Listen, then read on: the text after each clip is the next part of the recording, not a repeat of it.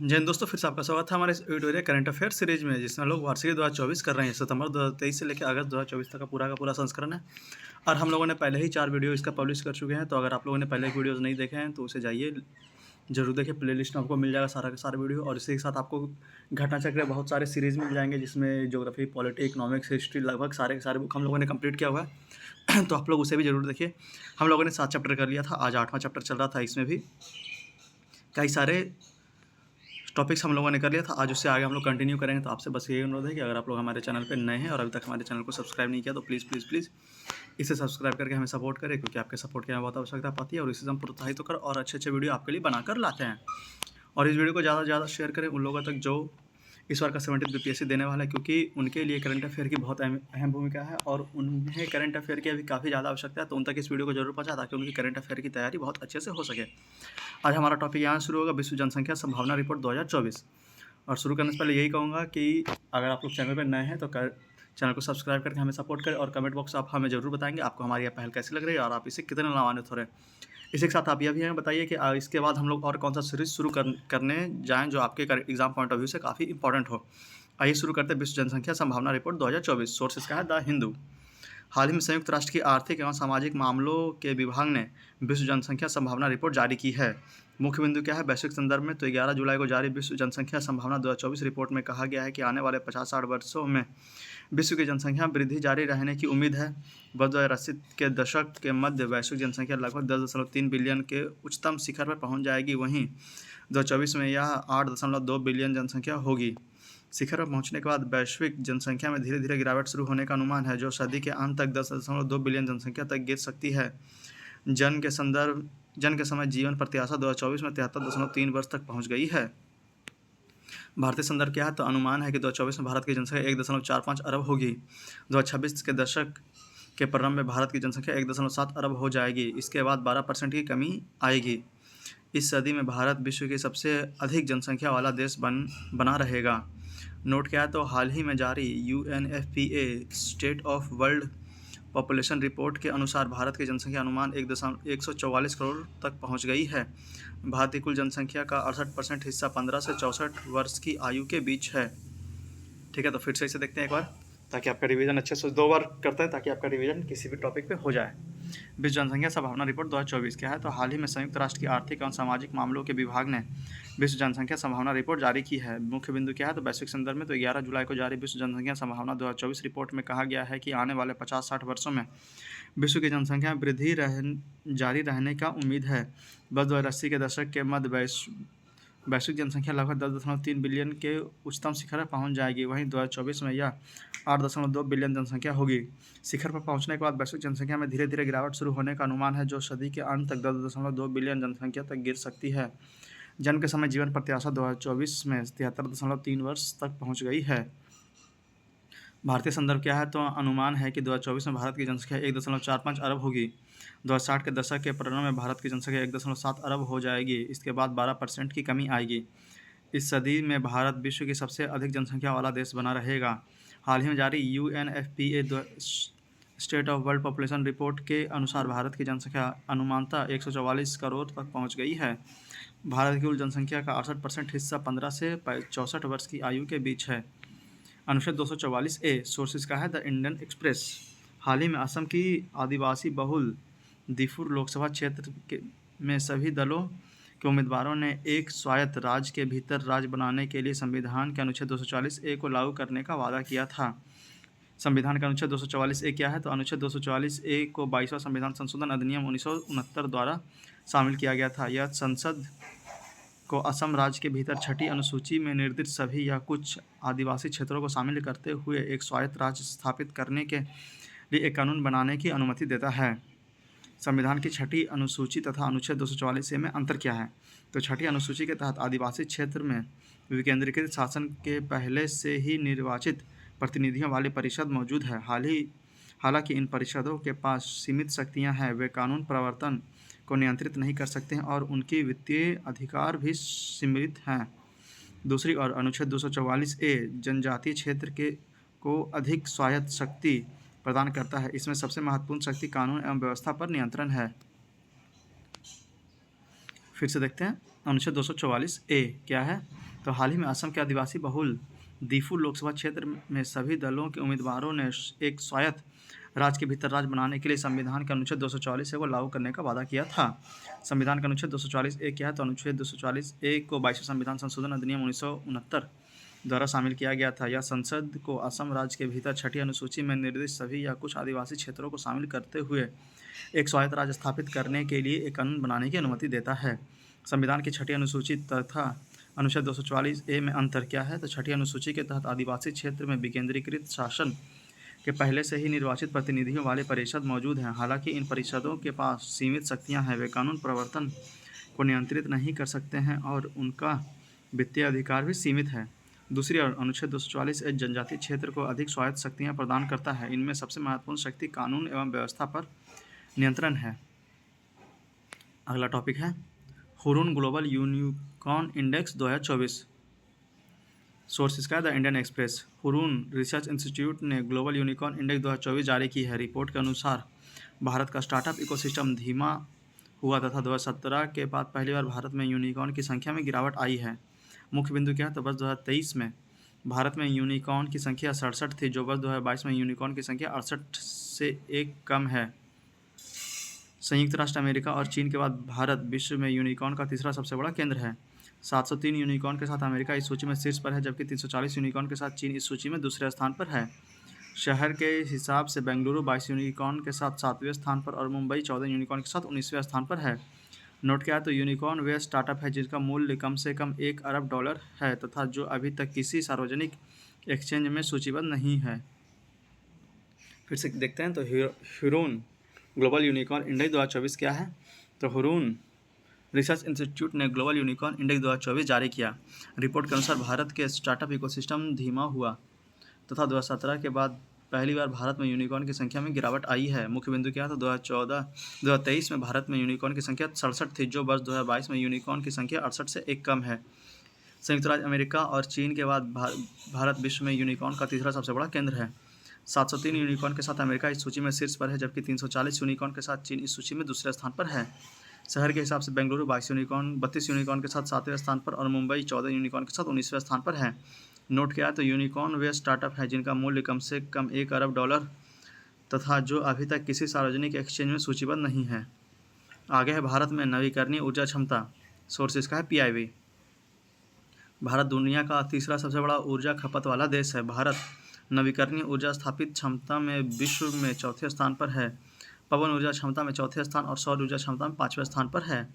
International नवीकरणीय ऊर्जा agency नवीकरणीय क्षमता सांख्यिकी 2023 के अनुसार आंकड़े क्या है? तो भारत की स्थापित गैर जीवाश्म ईंधन क्षमता पिछले 8.5 वर्षों में 396% बढ़ी है और 190.97 गीगावाट बड़े हाइड्रो और परमाणु सहित से अधिक है, जो देश की कुल क्षमता का लगभग 44% है। फरवरी 2024 तक स्थापित सौर ऊर्जा क्षमता पिछले 9 वर्षों में 30 गुना बढ़ गई है और फरवरी 2024 में 75.57 गीगावाट है। स्थापित पवन ऊर्जा क्षमता 45.15 गीगावाट हो गई है। बायोमास 10.2 गीगावाट, लघु जल विद्युत 4.99 गीगावाट, बड़े हाइड्रो 46.92 गीगावाट, अपशिष्ट से ऊर्जा 0.58 गीगावाट। भारत के प्रमुख निर्धारित लक्ष्य क्या क्या? तो भारत 2030 तक 500 गीगावाट नवीकरणीय ऊर्जा स्थापित क्षमता विकसित करने का लक्ष्य निर्धारित किया है। वर्ष 2030 तक देश की अर्थव्यवस्था में कार्बन तीव्रता को 45% कम करने का लक्ष्य है। वर्ष 2030 तक 5 ट्रिलियन मीट्रिक टन प्रति वर्ष हरित हाइड्रोजन का उत्पादन और 2070 तक नेट जीरो कार्बन उत्सर्जन का लक्ष्य प्राप्त करना है। 2030 तक कार्बन उत्सर्जन को 1 बिलियन टन तक कम करना है।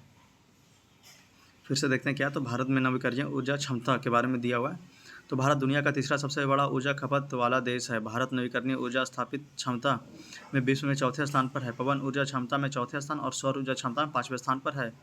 इंटरनेशनल नवीकरणीय ऊर्जा एजेंसी नवीकरणीय क्षमता सांख्यिकी 2023 के अनुसार आंकड़े क्या है? तो भारत में स्थापित गैर जीवाश्म ईंधन क्षमता पिछले 8.5 वर्षों में 396% बढ़ी है और 190.97 गीगावाट बड़े हाइड्रो और परमाणु सहित से अधिक है, जो देश की कुल क्षमता का लगभग 44% है। फरवरी 2024 तक स्थापित सौर ऊर्जा क्षमता पिछले 9 वर्षों में 30 गुना बढ़ गई है और फरवरी 2024 तक 75.65 गीगावाट हो गई है। स्थापित पवन ऊर्जा क्षमता 45.15 गीगावाट, बायोमास 10.2 गीगावाट, लघु जल विद्युत 4.99 गीगावाट, बड़े हाइड्रो 46.92 गीगावाट, अपशिष्ट से ऊर्जा 0.65 गीगावाट। भारत के प्रमुख निर्धारित लक्ष्य क्या क्या है? तो भारत 2030 तक 500 गीगावाट नवीकरणीय ऊर्जा स्थापित क्षमता विकसित करने का लक्ष्य निर्धारित किया है। वर्ष 2030 तक देश की अर्थव्यवस्था की कार्बन तीव्रता को 45% से कम करने का लक्ष्य रखा है। वर्ष 2030 तक 5 मिलियन मीट्रिक टन प्रति वर्ष हरित हाइड्रोजन का उत्पादन और 2070 तक नेट जीरो कार्बन उत्सर्जन का लक्ष्य प्राप्त करना है। 2030 तक कार्बन उत्सर्जन को 1 बिलियन टन तक कम करना है। स्टेशन शिव शक्ति, सोर्स इसका क्या है? तो द हिंदू है। हाल ही में अंतर्राष्ट्रीय खगोलीय संघ IAU ने चंद्रमा पर चंद्रयान 3 के विक्रम लैंडर के लैंडिंग स्थल के लिए स्टेशन शिव शक्ति नाम को आधिकारिक रूप से मंजूरी दे दी है। शिव शक्ति बिंदु का क्या क्या पॉइंट है देख लेते हैं। यह निर्देशित 69.373 डिग्री साउथ और 32.319 डिग्री ईस्ट पर चंद्र क्रेटर मैंगनीज सी और सिप्लियस एन के बीच स्थित है। स्टेशन शिव शक्ति नाम भारतीय पौराणिक कथाओं में प्रकृति के द्वैत को दर्शाता है, जो पुरुष शिव और शक्ति स्त्री दोनों पहलू का प्रतिनिधित्व करता है। 26 अगस्त 2023 को प्रधानमंत्री ने घोषणा की कि जिस स्थान पर चंद्रमा 3 का मून लैंडर उतरा उसे शिव शक्ति के नाम से जाना जाएगा। प्रधानमंत्री ने हिमालय से कन्याकुमारी तक भारत को जोड़ने में इस नामों के महत्व पर जोर दिया। प्रधानमंत्री ने पहले चंद्रयान 2 दुर्घटना स्थल का नाम तिरंगा पॉइंट रखा था, जबकि पूर्व राष्ट्रपति APJ अब्दुल कलाम ने चंद्रमा 1 के लैंडिंग स्थल के लिए जवाहर पॉइंट का सुझाव दिया था। फिर से देखते हैं स्टेशन शिव शक्ति क्या है। तो हाल ही में अंतर्राष्ट्रीय खगोलीय संघ IAU ने चंद्रमा पर चंद्रयान 3 के विक्रम लैंडर के लैंडिंग स्थल के लिए स्टेशन शिव शक्ति नाम को आधिकारिक रूप से मंजूरी दे दी है। शिव शक्ति बिंदु क्या है? तो यह निर्देशांक 69.373 डिग्री साउथ और 32.319 डिग्री ईस्ट पर चंद्र क्रेटर मैंजिनस सी और सिम्पेलियस एन के बीच स्थित है। स्टेशन शिव शक्ति नाम भारतीय पौराणिक कथाओं में प्रकृति के द्वैत को दर्शाता है, जो पुरुष शिव और शक्ति स्त्री दोनों पहलुओं को प्रतिनिधित्व करता है। 26 अगस्त 2023 को भारतीय प्रधानमंत्री ने घोषणा की कि जिस स्थान पर चंद्रमा 3 का मून लैंडर उतरा था उसे शिव शक्ति के नाम से जाना जाएगा। प्रधानमंत्री ने हिमालय से कन्याकुमारी तक भारत को जोड़ने में इन नामों का महत्व पर जोर दिया है। प्रधानमंत्री ने पहले चंद्रमा 2 दुर्घटना स्थल का नाम तिरंगा पॉइंट रखा, जबकि पूर्व राष्ट्रपति APJ अब्दुल कलाम ने चंद्रमा 1 लैंडिंग स्थल के लिए जवाहर पॉइंट का सुझाव दिया था। अगला गगनयान मिशन, सोर्स है द हिंदू। हाल ही में प्रधानमंत्री ने भारत के क्रू अंतरिक्ष मिशन गगनयान के लिए 4 अंतरिक्ष यात्रियों के नाम की घोषणा की। चयनित अंतरिक्ष यात्री हैं प्रशांत बालकृष्णन नायर, अंगद प्रताप, अजीत कृष्णन और सुशंभु शुक्ला। ये सभी भारतीय वायुसेना के विंग कमांडर या ग्रुप कैप्टन के पद पर हैं। गगनयान मिशन क्या है? तो गगनयान मिशन में मानव युक्त और मानव रहित दोनों मिशन शामिल हैं। गगनयान कार्यक्रम में अल्पावधि में निम्न पृथ्वी कक्ष LEO में मानव अंतरिक्ष उड़ान के प्रदर्शन की परिकल्पना की गई है और यह लंबे समय में एक निरंतर भारतीय मानव अंतरिक्ष अन्वेषण कार्यक्रम की नींव रखेगा। गगनयान कार्यक्रम की कुल लागत लगभग 9,023 करोड़ रुपए है। पहले मानव रहित गगनयान एक मिशन अंतिम मिशन के लिए प्रौद्योगिकी की तैयारी की जांच करने के लिए एक परीक्षण उड़ान 2024 के अंत तक शुरू होने वाली है। गगनयान के सभी मिशनों के लिए इसरो अपने LVM-3 रॉकेट का उपयोग करेगा। इस मिशन का उद्देश्य पर्यावरण नियंत्रण और जीवन समर्थन प्रणाली के बिना क्रू मॉडल की विशेषता वाली प्रौद्योगिकी तत्परता का आकलन करना है। फिर से देखते हैं गगनयान मिशन के बारे में। तो हाल ही प्रधानमंत्री ने भारत के क्रू अंतरिक्ष मिशन गगनयान के लिए 4 अंतरिक्ष यात्रियों के नाम की घोषणा की। चयनित अंतरिक्ष यात्री हैं प्रशांत बालकृष्णन नायर, आनंद प्रताप, अजित कृष्णन और सुशंभु शुक्ला। ये सभी भारतीय वायुसेना के विंग कमांडर या ग्रुप कैप्टन के पद पर हैं। गगनयान मिशन क्या है? तो गगनयान मिशन में मानव युक्त और मानव रहित दोनों मिशन शामिल हैं। गगनयान कार्यक्रम में अल्पावधि में निम्न पृथ्वी कक्ष LEO में मानव अंतरिक्ष उड़ान के प्रदर्शन की परिकल्पना की गई है और यह लंबे समय में एक निरंतर भारतीय मानव अंतरिक्ष अन्वेषण कार्यक्रम की नींव रखेगा। गगनयान कार्यक्रम की कुल लागत लगभग 9,023 करोड़ रुपए है। पहला मानव रहित गगनयान 1 मिशन अंतिम मिशन के लिए प्रौद्योगिकी की तैयारी की जांच करने के लिए एक परीक्षण उड़ान 2024 के अंत तक शुरू होने वाली है। गगनयान के सभी मिशनों के लिए इसरो अपने LVM-3 रॉकेट का उपयोग करेगा। इस मिशन का उद्देश्य पर्यावरण नियंत्रण और जीवन समर्थन प्रणाली के बिना क्रू मॉडल की विशेषता वाली प्रौद्योगिकी तत्परता का आकलन करेगा। अगला है नीतीश डिवाइस, सोर्स इसका है हिंदुस्तान टाइम्स। हाल ही में बिहार राज्य आपदा प्रबंधन प्राधिकरण में नीतीश डिवाइस लॉन्च किया गया। मुख्य विशेषता क्या है, तो नीतीश का मतलब है, फुल फॉर्म है novel initiative technological intervention for safety of human lives. Nitish device को भारतीय प्रौद्योगिकी संस्थान पटना के सहयोग से निर्मित किया गया। यह एक अलर्टिंग डिवाइस है। इसके माध्यम से 30 मिनट पहले ही आपदा की सूचना मिलने लगेगी, जिससे व्यक्ति सतर्क हो जाएगा। यह वज्रपात, बाढ़, अत्यधिक गर्मी, लू, शीतकाल जैसी आपदाओं में भी चेतावनी देगा। बिहार राज्य आपदा प्रबंधन प्राधिकरण ने पेडेंट की शक्ल में इस डिवाइस का नाम नीतीश रखा। हिंदी रूपांतरण: नीत, तीव्र और शक्तिशाली जीवन सुरक्षा कवच। यह शरीर की ऊर्जा से चार्ज होगा। फिर से देखते हैं नीतीश डिवाइस के बारे में। तो हाल ही में बिहार राज्य आपदा प्रबंधन प्राधिकरण ने नीतीश डिवाइस लॉन्च किया। नीतीश का फुल फॉर्म है novel initiative technological intervention for safety and human lives.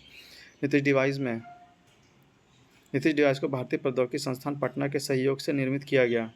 यह एक अलर्टिंग डिवाइस है। इसके माध्यम से 30 मिनट पहले ही आपदा की सूचना मिलने लगेगी, जिससे व्यक्ति सतर्क हो जाएगा।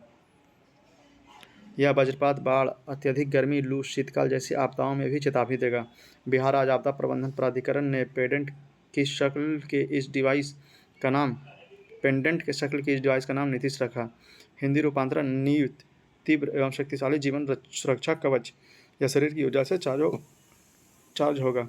वैश्विक असमानता रिपोर्ट 2024, सोर्सेज का है द इंडियन एक्सप्रेस। हाल ही में दावोस की वर्ल्ड इकोनॉमिक फोरम के 54वें वैश्विक बैठक में ऑक्सफैम की इकोनॉमिक सर्वे रिपोर्ट प्रस्तुत की गई। मुख्य बिंदु क्या है, तो पूरे विश्व में आर्थिक असमानता तेजी से बढ़ी है। दुनिया के 5 सबसे अमीर व्यक्तियों की संयुक्त संपत्ति 13 वर्षों में दुगनी बढ़ी है, जो 4 साल में कई बड़े देश की जीडीपी वृद्धि से ज़्यादा है। वैश्विक आबादी का सिर्फ 21% प्रतिनिधित्व करने के बावजूद ग्लोबल नॉर्थ के अमीर देशों के पास 69% वैश्विक संपत्ति है। विश्व के 74% अरबपतियों की संपत्ति ग्लोबल नॉर्थ में है। अगले 229 साल तक दुनिया में गरीबी नहीं मिटाई जा सकेगी। फिर से देखते हैं वैश्विक असमानता रिपोर्ट 2024। तो हाल ही में दावोस के वर्ल्ड इकोनॉमिक फोरम की 54वीं वैश्विक बैठक में ऑक्सफैम की इकोनॉमिक सर्वे रिपोर्ट प्रस्तुत की गई। मुख्य बिंदु क्या है, तो पूरे विश्व में आर्थिक असमानता तेजी से बढ़ी है। दुनिया के 5 सबसे अमीर व्यक्ति की संयुक्त संपत्ति 13 वर्षों में दोगुनी बढ़ी है, जो 4 साल में कई बड़े देशों की जीडीपी वृद्धि से ज़्यादा है। वैश्विक आबादी का सिर्फ 21% प्रतिनिधित्व करने के बावजूद ग्लोबल नॉर्थ के अमीर देशों के पास 69% वैश्विक संपत्ति है। विश्व के 54% अरबपतियों की संपत्ति ग्लोबल नॉर्थ में है। अगले 229 साल तक दुनिया में गरीबी नहीं मिटाई जा सकेगी। अगली रिपोर्ट है भारत में बहुआयामी गरीबी चक्र पत्र। सोर्स इसका है द हिंदू। 15 जनवरी 2024 को नीति आयोग द्वारा वर्ष 2005-06 में भारत में बहुआयामी गरीबी शीर्षक से एक चर्चा पत्र जारी किया गया। इस चर्चा पत्र में राष्ट्रीय परिवार स्वास्थ्य सर्वेक्षण 4 2015-16 और राष्ट्रीय परिवार स्वास्थ्य सर्वेक्षण 5 2019-21 के आंकड़ों का प्रयोग किया गया। प्रमुख बिंदु हैं, भारत में बहुआयामी गरीबी में उल्लेखनीय कमी आई है। यह 2013-14 में 29.17% से घटकर 2022-23 में 11.28% हो गई है। विगत 9 वर्षों में लगभग 24.82 करोड़ लोग गरीबी से बाहर निकले हैं। राज्य स्तर पर सर्वाधिक कमी उत्तर प्रदेश में दर्ज की गई, जहां 5.94 करोड़ लोग गरीबी रेखा से बाहर निकले। बिहार 3.77 करोड़ और मध्य प्रदेश 2.30 करोड़ लोगों को गरीबी से बाहर निकालने के साथ दूसरे और तीसरे स्थान पर है। इस अवधि के दौरान राष्ट्रीय एमपीआई के सभी 12 संकेतकों में उल्लेखनीय सुधार हुआ है। तो फिर से इस रिपोर्ट को देखते हैं। भारत में बहुआयामी गरीबी चर्चा पत्र। 15 जनवरी 2024 को नीति आयोग द्वारा वर्ष 2005-06 में भारत में बहुआयामी गरीबी शीर्षक से एक चर्चा पत्र जारी किया गया है। इस चर्चा पत्र में राष्ट्रीय परिवार स्वास्थ्य सर्वेक्षण 4 2015-16 और राष्ट्रीय परिवार स्वास्थ्य सर्वेक्षण 5 2019-21 के आंकड़ों का प्रयोग किया गया। प्रमुख बिंदु क्या है, तो भारत में बहुआयामी गरीबी में उल्लेखनीय कमी आई है। यह 2013-14 में 29.17 से घटकर 2022-23 में 11.28 हो गई है। विगत 9 वर्षों में लगभग 24.82 करोड़ लोग गरीबी से बाहर निकले हैं। राज्य स्तर पर सर्वाधिक कमी उत्तर प्रदेश में दर्ज की गई है, जहां 5.94 करोड़ लोग गरीबी रेखा से बाहर निकले हैं। बिहार 3.77 करोड़ और मध्य प्रदेश 2.30 करोड़ लोगों को गरीबी से बाहर निकालने के साथ दूसरे और तीसरे स्थान पर है। इस अवधि के दौरान राष्ट्रीय एमपीआई के सभी 12 संकेतकों में उल्लेखनीय सुधार हुआ है। अगली रिपोर्ट है राष्ट्रीय बहुआयामी गरीबी सूचकांक एमपीआई। सोर्स इसका है नीति आयोग। एमपीआई के लिए नोडल एजेंसी नीति आयोग ने राष्ट्रीय एमपीआई का दूसरा संस्करण जुलाई 2023 में जारी किया है। यह रिपोर्ट राष्ट्रीय परिवार स्वास्थ्य सर्वेक्षण 2019-21 के आधार पर तैयार की गई है। आयाम राष्ट्रीय स्वास्थ्य, शिक्षा, जीवन स्तर, गरीबी की कुल संख्या अनुपात में भारी गिरावट 2015-16 में 24.85 से 2019-21 में 14.96% हो गई है। रिपोर्ट के मुताबिक रिपोर्ट के मुख्य बातें 2015-16 और 2019-21 के बीच 13.5 करोड़ लोग बहुआयामी गरीबी से बाहर निकले हैं। ग्रामीण क्षेत्र में गरीबी 32.59 से घटकर 19.28 की गिरावट है और वहीं शहरी क्षेत्र में गरीबी 8.65 से 5.27 की गिरावट है। वर्ष 2015-16 से 2019-20 के बीच गरीबी की तीव्रता 47% से घटकर 44% हो गई है। एमपीआई मूल्य में सुधार 2015-16 में 0.177 से 2019-20 में 0.066 है। सभी 12 संकेतकों में उल्लेखनीय कमी देखी गई है। राज्य का प्रदर्शन बहुआयामी गरीबी वाली जनसंख्या का उच्चतम हिस्सा बिहार, झारखंड, उत्तर प्रदेश, मेघालय और मध्य प्रदेश में है। बहुआयामी गरीबी के अनुपात में सबसे तेज कमी उत्तर प्रदेश, बिहार, मध्य प्रदेश, उड़ीसा और राजस्थान में आया। नोट में क्या है तो केरल की हिस्सेदारी सबसे कम थी। बिहार के पूर्व अवधि में एमपीआई मूल्य में सबसे तेज कमी देखी गई है। फिर से इस रिपोर्ट को देखते हैं तो राष्ट्रीय बहुआयामी गरीबी सूचकांक एमपीआई। सोर्सेज का है नीति आयोग। एमपीआई के लिए नोडल एजेंसी नीति आयोग ने राष्ट्रीय एमपीआई का दूसरा संस्करण जुलाई 2023 में जारी किया है। यह रिपोर्ट राष्ट्रीय पारिवारिक स्वास्थ्य सर्वेक्षण 2019-21 के आधार पर तैयार की गई थी। आयाम क्या है तो स्वास्थ्य, शिक्षा, जीवन स्तर, गरीबी की कुल जनसंख्या अनुपात में भारी गिरावट 2015-16 में 24.85% से 2019-21 में 14.96% हो गई है। रिपोर्ट के मुख्य बातें क्या है तो 2015-16 और 2019-21 के बीच 13.5 करोड़ लोग बहुआयामी गरीबी से बाहर निकले हैं। ग्रामीण क्षेत्र में क्या है तो गरीबी में 32.59 से 19.28% की गिरावट और शहरी क्षेत्र में गरीबी में 8.65% से 5.27% की गिरावट। वह 2015-16 से 2019-21 के बीच गरीबी की तीव्रता 47% से घटकर 44% हो गई है। एमपीआई मूल्य में सुधार 2015-16 में 0.177 से 2019-20 में 0.066 सभी 12 संकेतकों में उल्लेखनीय कमी देखी गई है। राज्य का प्रदर्शन कैसा है तो बहुआयामी गरीबी वाली जनसंख्या का उच्चतम हिस्सा बिहार, झारखंड, उत्तर प्रदेश, मेघालय और मध्य प्रदेश में है। बहुआयामी गरीबी के अनुपात में सबसे तेज कमी उत्तर प्रदेश, बिहार, मध्य प्रदेश, उड़ीसा, राजस्थान। नोट क्या है तो केरल की हिस्सेदारी सबसे कम थी। बिहार में पूर्व अवधि में एमपीआई मूल्य की सबसे तेज कमी देखी गई है। अगली रिपोर्ट है चुनावी बॉन्ड। सोर्स इसका है द इंडियन एक्सप्रेस। यह राजनीतिक दलों को देने के लिए एक वित्तीय साधन है जिसे 2017-18 के बजट में पेश किया गया और 2018 में लॉन्च किया गया। एडीआर बनाम यूओआई मामले में 5 न्यायाधीशों की संवैधानिक पीठ ने अनुच्छेद 19(1) क्लॉज ए में निहित मतदाताओं के सूचना के अधिकार का उल्लंघन करने के लिए चुनावी बॉन्ड योजना को रद्द कर दिया। हाल ही में सुप्रीम कोर्ट ने इस बात पर प्रकाश डाला है कि यह समानता के सिद्धांत का उल्लंघन करता है। चुनावी बॉन्ड के बारे में यहाँ पर क्या है तो चुनावी बॉन्ड राजनीतिक दलों के गुमनाम दान का एक रूप है जिसे वित्त विधेयक 2017 द्वारा पेश किया गया। यह योजना किसी भी व्यक्ति को 1,000 रुपये से लेकर 1 करोड़ रुपये के मूल्य वर्ग तक के चुनावी बॉन्ड खरीदने की अनुमति देता है।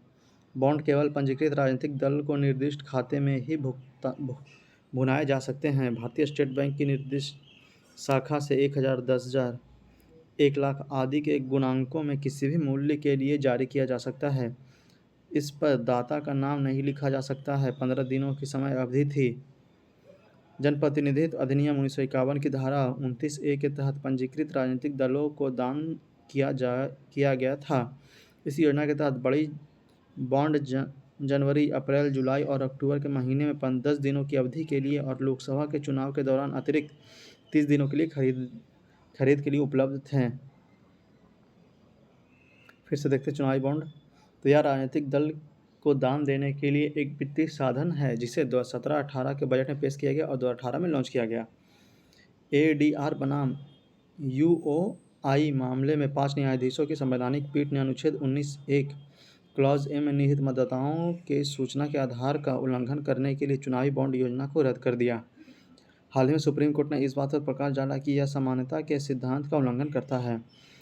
चुनावी बॉन्ड के बारे में, चुनावी बॉन्ड राजनीतिक दलों को गुमनाम दल दान के एक रूप है जिसे वित्त वर्ष 2017 द्वारा पेश किया गया था। वित्त विधेयक 2017 द्वारा पेश किया गया था।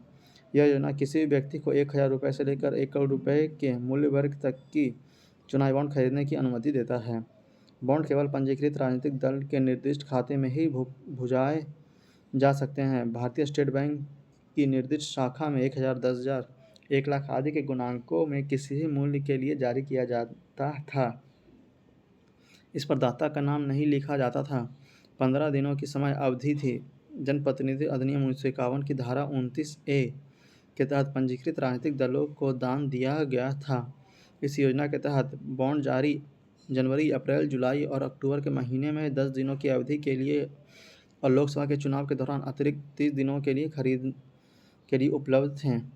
CMP COP 14 क्या है ये? तो सोर्स इसका डाउन टू अर्थ 12 से 17 फरवरी 2024 के बीच समरकंद, उज्बेकिस्तान में वन्यजीवों की प्रवासी प्रजातियों के संरक्षण पर कन्वेंशन के पक्षकारों का सम्मेलन CMS की 14वीं बैठक आयोजित की गई।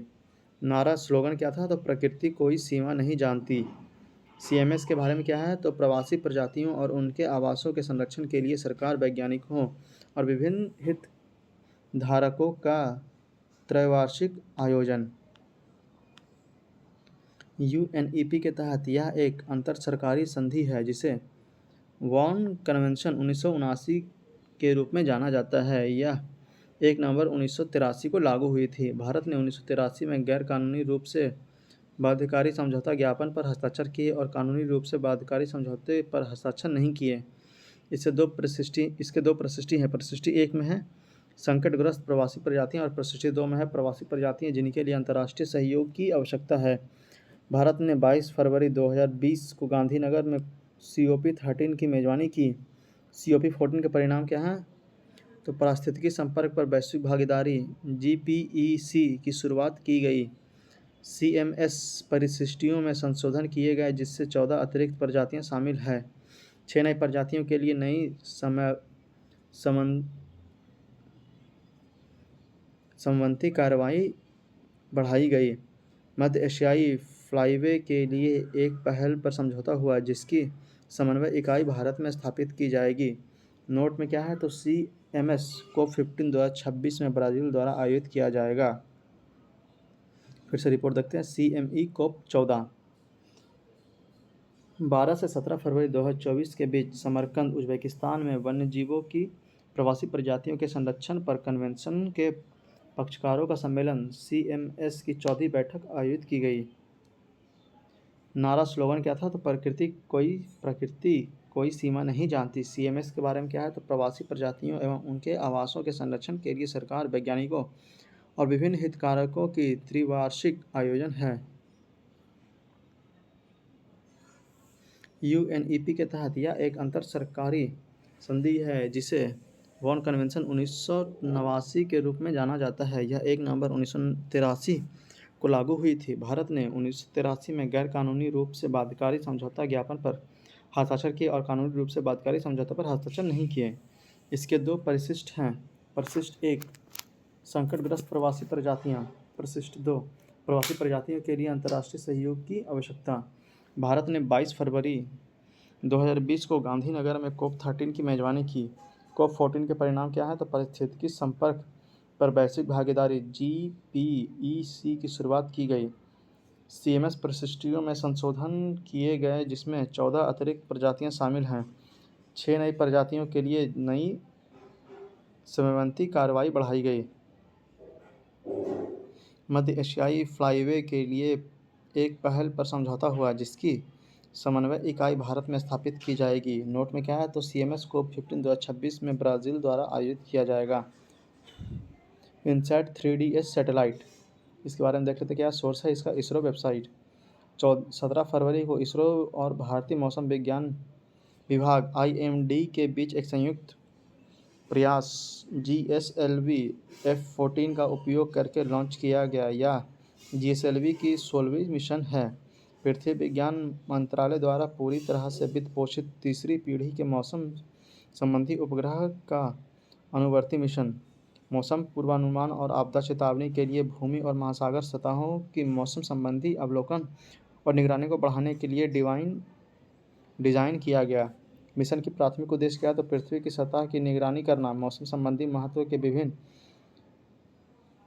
वर्णक्रमीय चैनलों में महासागरीय अवलोकन और उसके परिणाम का संचालन करना, वायुमंडल के विभिन्न मौसम संबंधी मापदंडों की ऊर्ध्वाधर रूपरेखा प्रदान करना, डेटा संग्रह प्लेटफॉर्म DCP के से डेटा संग्रह और डेटा प्रसार क्षमताएं प्रदान करना, उपग्रह सहायता प्राप्त खोज और बचाव सेवाएं प्रदान करना। ठीक है, फिर से इसे देख लेते हैं। INS 3DS satellite. तो 17 फरवरी को इसरो और भारतीय मौसम विज्ञान विभाग IMD के बीच एक संयुक्त प्रयास GSLV F-14 का उपयोग करके लॉन्च किया गया। यह GSLV का 16वां मिशन था। पृथ्वी विज्ञान मंत्रालय द्वारा पूरी तरह से वित्त पोषित तीसरी पीढ़ी के मौसम संबंधी उपग्रह का अनुवर्ती मिशन। मौसम पूर्वानुमान और आपदा चेतावनी के लिए भूमि और महासागर सतहों की मौसम संबंधी अवलोकन और निगरानी को बढ़ाने के लिए डिज़ाइन किया गया। मिशन के प्राथमिक उद्देश्य क्या क्या है? तो पृथ्वी की सतह की निगरानी करना, मौसम संबंधी महत्व के विभिन्न वर्णक्रमीय चैनलों में महासागरीय अवलोकन और उसके पर्यावरण का संकलन करना, वायुमंडल के विभिन्न मौसम संबंधी मापदंडों का ऊर्ध्वाधर रूपरेखा प्रदान करना, डेटा संग्रह प्लेटफॉर्म DCP से डेटा ग्रहण और डेटा प्रसार क्षमताएं प्रदान करना, उपग्रह सहायता प्राप्त खोज और बचाव सेवाएं प्रदान करना। अगला जीनोम इंडिया प्रोजेक्ट GIP। हाल ही में जैव प्रौद्योगिकी विभाग ने 10,000 जीनोम अनुक्रमण परियोजना के पूरे होने की घोषणा की। जीनोम अनुक्रमण एक प्रयोगशाला विधि है जिसका उपयोग किसी विशिष्ट जीव के संपूर्ण आनुवंशिक मेकअप को निर्धारित करने के लिए किया जाता है। जीनोम अनुक्रमांक DNA या RNA के भीतर पाई जाने वाली आनुवंशिक जानकारी को पढ़ और व्याख्या कर सकता है। मानव जीनोम DNA से बने होते हैं। GIP के बारे में क्या है? तो 10,000 भारतीय जीनोम अनुक्रमित करने का लक्ष्य है। यह 20 राष्ट्र संस्थाओं का संघ है। केंद्रीय समन्वयक centre for brain research Bengaluru. इसकी घोषणा 2020 में की गई थी। इस परियोजना के तहत फरीदाबाद में भारतीय जैविक डेटा केंद्र में 8 पेटाबाइट का विशाल डेटा सेट संग्रहित किया गया है। संबंधित तथ्य क्या है? तो 1970 के दशक में फ्रेडरिक सेंगर ने पहली अनुक्रमांक विधि विकसित की। 1990 में मानव जीनोम परियोजना शुरू की गई और 2003 में पूरी हुई। भारत में CSIR ने 2009 में पहला मानव जीनोम अनुक्रमांक तैयार किया। फिर से देखते हैं इसके बारे में। Genome India project GIP। हाल ही में जैव प्रौद्योगिकी विभाग ने 10,000 जीनोम अनुक्रमांक परियोजना को पूरे होने की घोषणा की। जीनोम अनुक्रमांक एक प्रयोगशाला विधि है जिसका उपयोग किसी विशिष्ट जीव के संपूर्ण आनुवंशिक मेकअप को निर्धारित करने के लिए किया जाता है।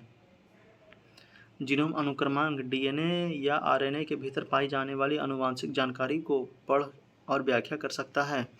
मानव जीनोम DNA से बने होते हैं। GIP के बारे में क्या है? तो 10,000 भारतीय जीनोम अनुक्रमित करने का लक्ष्य। यह 20 राष्ट्रीय संस्थाओं का संघ है। केंद्रीय समन्वयक centre for brain research Bengaluru. इसकी घोषणा 2020 में की गई थी। इस परियोजना के तहत फरीदाबाद में भारतीय जैविक डेटा केंद्र में 8 पेटाबाइट का विशाल डेटा सेट संग्रहित किया गया है। संबंधित तथ्य क्या है इसमें? तो 1970 के दशक में फ्रेडरिक सेंगर ने पहली अनुक्रमांक विधि विकसित की। 1990 में मानव जीनोम परियोजना शुरू की गई और 2003 में पूरी हुई। भारत में CSIR ने 2009 में पहली बार मानव जीनोम अनुक्रमांक तैयार किया। आदर्श आचार संहिता क्या है? तो इसे देखते हैं। सोर्स है इसका EIC वेबसाइट, मतलब इलेक्शन कमीशन ऑफ इंडिया।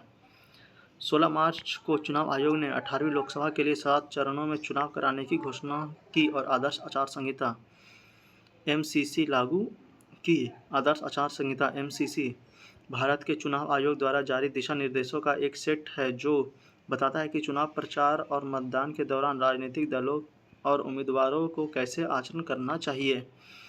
पृष्ठभूमि क्या है तो 1960 में केरल विधानसभा चुनाव के दौरान क्या करें क्या ना करें की एक छोटी सूची जारी की गई। 1991 में कोड को समेकित किया गया और राजनीतिक दलों द्वारा स्वीकार किया गया। MCC को हरबंस सिंह जलाल बनाम UOI केस 2001 में न्यायिक मान्यता मिली। उद्देश्य एवं विशेषता क्या है इसकी तो यह लोकसभा चुनाव, विधानसभा चुनाव और उपचुनाव के दौरान लागू होता है। जनमत और एग्जिट पोल का विनियमन, सरकारी विज्ञापनों पर प्रतिबंध, इसका कोई वैधानिक समर्थन नहीं। स्थायी समिति ने 2013 में आदर्श आचार संहिता को कानूनी रूप से बाध्यकारी बनाने की सिफारिश की थी। फिर से देखते हैं आदर्श आचार संहिता क्या है तो 16 मार्च को चुनाव आयोग ने 18वीं लोकसभा के लिए 7 चरणों में चुनाव कराने की घोषणा की और आदर्श आचार संहिता MCC लागू की। आदर्श आचार संहिता MCC भारत के चुनाव आयोग द्वारा जारी दिशा निर्देश का एक सेट है जो बताता है कि चुनाव प्रचार और मतदान के दौरान राजनीतिक दलों और उम्मीदवारों को कैसे आचरण करना चाहिए। पृष्ठभूमि क्या है तो 1960 में केरल विधानसभा चुनाव के दौरान क्या करे क्या ना करे की एक छोटी सी सूची जारी की गई। 1991 में कोड को समेकित किया गया और राजनीतिक दलों द्वारा स्वीकार किया गया। MCC को हरबंस सिंह जलाल बनाम UOI केस 2001 में न्यायिक मान्यता मिली। उद्देश्य एवं विशेषता क्या है तो यह लोकसभा चुनाव, विधानसभा चुनाव और उपचुनाव के दौरान लागू होता है। जनमत और एग्जिट पोल का विनियमन, सरकारी विज्ञापनों पर प्रतिबंध, इसका कोई वैधानिक समर्थन नहीं है। स्थायी समिति ने 2013 में आदर्श आचार संहिता को कानूनी रूप से बाध्यकारी बनाने की सिफारिश की थी। अगला है भारत रोजगार रिपोर्ट 2024।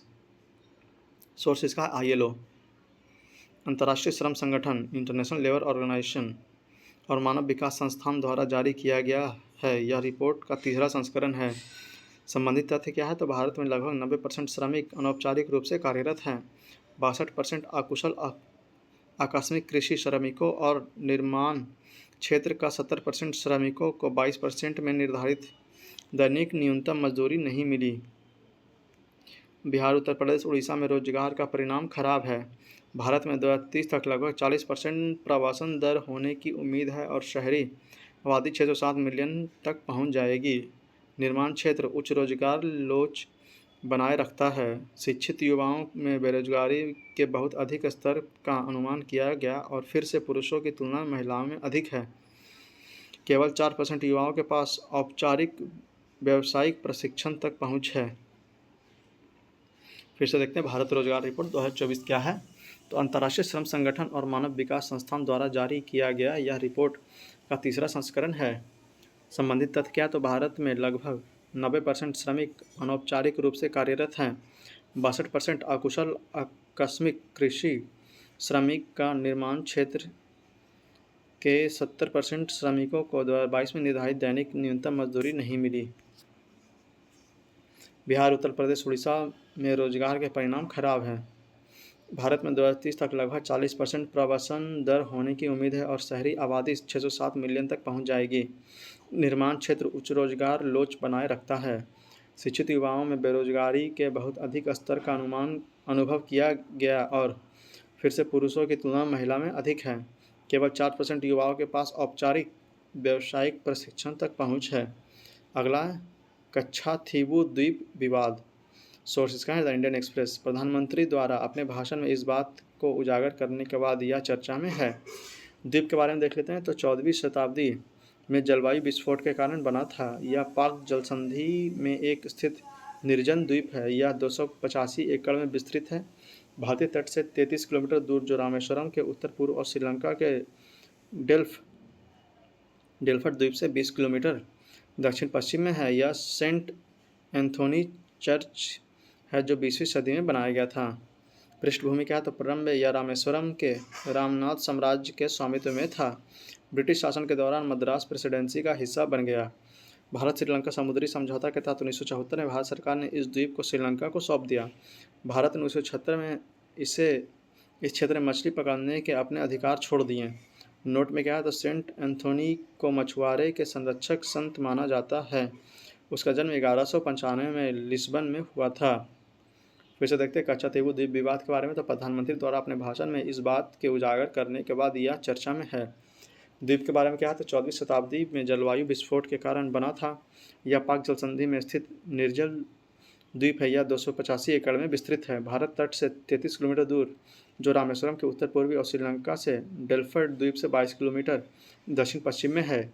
यह सेंट एंथोनी चर्च है, जो 20वीं सदी में बना था।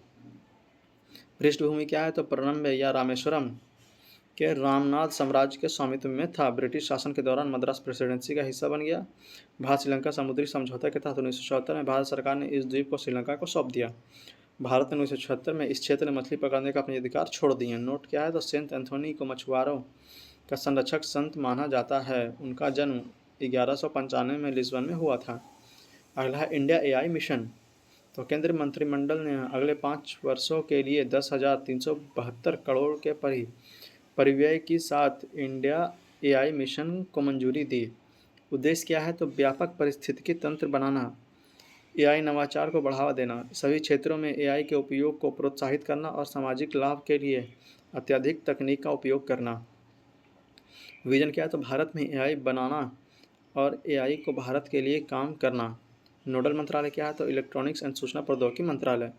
कार्यान्वयन एजेंसी कौन है, तो डिजाइन इंडिया कॉरपोरेशन के तहत स्वतंत्र व्यापार प्रभाग इंडिया एआई। मिशन में घटक कौन कौन से, तो 10,000 से अधिक जीपीयू का उससे अधिक की सुपर कंप्यूटिंग क्षमता विभिन्न हितधारकों को उपलब्ध कराई जाएगी। एआई को एक सेवा के रूप में पेश करना और एआई इनोवेटर्स को पूर्व प्रशिक्षण मॉडल प्रदान करने के लिए डिज़ाइन किया जाएगा। इंडिया एआई इनोवेशन सेंटर स्वदेशी बड़े मल्टी मॉडल एलएमएम के विकास और तैनाती का कार्य करेगा। India AI dataset platform AI innovation के लिए गुणवत्ता वाले गैर व्यक्तिगत डेटासेट तक पहुंच को सुव्यवस्थित करेगा। भारत भर में टायर 2 टायर 3 शहरों में डेटा और एआई लैब स्थापित किए जाएंगे। स्नातक, मास्टर स्तर और पीएचडी कार्यक्रमों के लिए एआई पाठ्यक्रमों की आवश्यक अवधारणा बनाई जाएगी।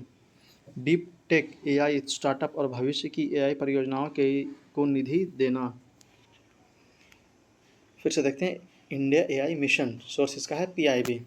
केंद्रीय मंत्रिमंडल ने अगले 5 वर्षों के लिए 10,372 करोड़ की परिव्यय के साथ इंडिया एआई मिशन को मंजूरी दी। उद्देश्य क्या है, तो व्यापक पारिस्थितिकी तंत्र बनाना, एआई नवाचार को बढ़ावा देना, सभी क्षेत्रों में एआई के उपयोग को प्रोत्साहित करना और सामाजिक लाभ के लिए अत्याधुनिक तकनीक का उपयोग करना। विजन क्या है, तो भारत में एआई बनाना और एआई को भारत के लिए काम करना। नोडल मंत्रालय क्या है, तो इलेक्ट्रॉनिक्स और सूचना प्रौद्योगिकी मंत्रालय। कार्यान्वयन एजेंसी कौन है, तो डिजाइन इंडिया कॉरपोरेशन के तहत स्वतंत्र व्यापार प्रारंभ इंडिया एआई प्रभाग इंडिया एआई। मिशन के घटक कौन कौन से, तो 10,000 से अधिक जीपीयू या उससे अधिक की सुपर कंप्यूटिंग क्षमता विभिन्न हितधारकों को उपलब्ध कराई जाएगी। एआई को एक सेवा के रूप में पेश करने और एआई इनोवेटर्स को पूर्व प्रशिक्षण मॉडल प्रदान करने के लिए डिज़ाइन किया जाएगा। इंडिया एआई इनोवेशन सेंटर स्वदेशी बड़े मल्टी मॉडल एलएमएम के विकास और तैनाती का कार्य करेगा। India AI dataset platform AI innovation के लिए गुणवत्ता वाले गैर व्यक्तिगत डेटासेट तक पहुंच को सुव्यवस्थित करेगा। भारत भर में टीयर 2 और टीयर 3 शहरों में डेटा और एआई लैब स्थापित किए जाएंगे। स्नातक, मास्टर और पीएचडी कार्यक्रमों के लिए एआई पाठ्यक्रम की आवश्यक अवधारणा बनाई जाएगी। डीप टेक एआई स्टार्टअप और भविष्य की एआई परियोजनाओं को निधि देना। अगला हमारा है एसडीजी इंडिया इंडेक्स 2023-24। तो इसे हम लोग अगले वीडियो लेक्चर में करेंगे। इस वीडियो लेक्चर को हम पे समाप्त करते हैं। उम्मीद है आपको यह वीडियो पसंद आया हो, तो आप लोग कमेंट बॉक्स में जरूर बताएंगे कि आपको हमारी यह पहल कैसी लगी और आप इसे कितने लाभान्वित हो रहे हैं। और अगर आप लोग हमारे चैनल पर नए हैं और अभी तक हमारे चैनल को सब्सक्राइब नहीं किया, तो प्लीज़ इसे सब्सक्राइब करके हमें सपोर्ट करें, क्योंकि आपके सपोर्ट की हमें बहुत आवश्यक्ता पड़ती है। और इससे हम प्रोत्साहित होकर और अच्छे वीडियो आपके लिए बना कर लाते हैं। और इस वीडियो को ज़्यादा से ज़्यादा शेयर करें उन लोगों तक जो इस बार का 70 बीपीएससी देने वाले हैं, क्योंकि करंट अफेयर उनके एग्ज़ाम में काफ़ी बड़े मार्जिन में पूछा जाता है और उन्हें करंट अफेयर की तैयारी बहुत अच्छे से करनी चाहिए। तो इसलिए इस वीडियो को उन तक जरूर पहुंचाएं, ताकि उनकी करंट अफेयर की तैयारी और अच्छे से हो सके। तो मिलते हैं आपसे अगले वीडियो लेक्चर में। तब तक के लिए जय हिंद, जय भारत।